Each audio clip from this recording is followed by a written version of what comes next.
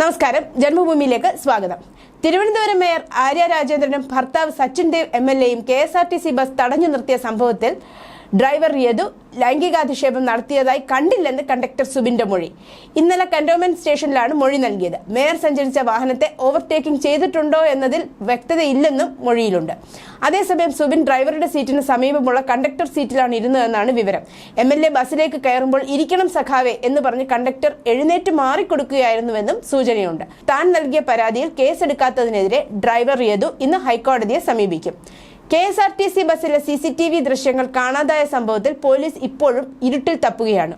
ഒരു സ്ത്രീക്കെതിരെ ലൈംഗികാധിക്ഷേപം നടത്തിയെന്ന പരാതി ലഭിച്ചിട്ടും വിവാദമായിട്ടും പ്രധാന തെളിവായ ബസ്സിലെ CCTV അന്ന് തന്നെ പരിശോധിക്കാത്തത് ഗുരുതര വീഴ്ചയാണ്. തമ്പാനൂരിൽ ബസ് പാർക്ക് ചെയ്ത സ്ഥലത്ത് CCTV ഇല്ലെന്നാണ് പോലീസിന്റെ ന്യായീകരണം.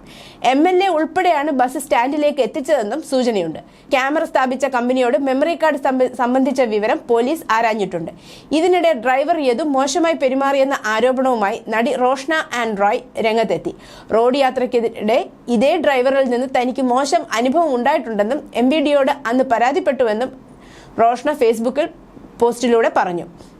ബസിന്റെ ചിത്രവും ഫേസ്ബുക്ക് പോസ്റ്റിലുണ്ട്. നടി ആരോപിക്കുന്ന പോലെ തർക്കം നടക്കുന്നതോ ബസ് നടു റോഡിൽ നിർത്തിയിട്ടിരിക്കുന്നതിന്റെയോ ചിത്രമല്ലെന്നും ബസ്സിൽ യാത്രക്കാരില്ലെന്നും ചിത്രത്തിൽ നിന്ന് വ്യക്തമാണെന്ന് നടിയുടെ പോസ്റ്റിന് കമന്റുമായി നിരവധി പേരാണ് എത്തിയത്. News desk, Janmabhumi.